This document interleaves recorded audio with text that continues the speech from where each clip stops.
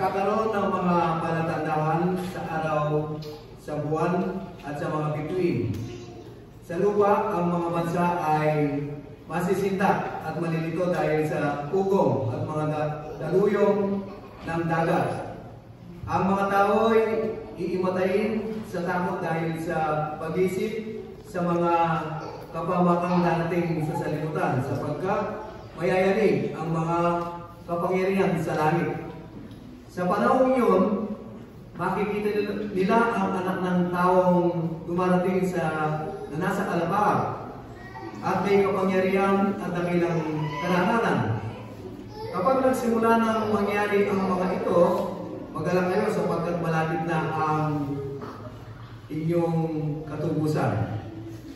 At sinabi sa kanila ni Jesus ang isang talinaga, tingnan ninyo ang puno ng igos at iba pang punong kahoy.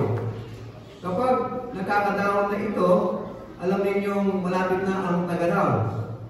Gayon din naman kapag nakita ninyong nangyayari na ang mga sinabi ko, malalaman ninyong malapit na ang pag-aari ng Diyos. Tandaan ninyo, magaganap ang lahat ng ito bago mamamatay ang lahat ng taong nabubuhay sa sanlibutan ito. Lilipas ang langit at ang lupa, ngunit ang aking mga salita ay mananatili magpakailanman. Ang kataawan, paglalasing, at kabalisahan sa buhay na ito ay alisin ninyo sa inyong isip. Mag-ingat kayo at baka bigla kayong abutan ng araw na iyon na tulad ng isang bitag, sapagkat darating ang araw na iyon sa lahat ng tao. Kaya't maghihanda kayo sa lahat ng oras.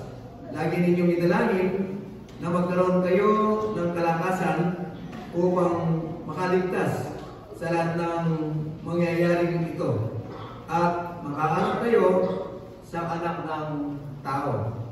Diya po ang Ama ng Ginoo.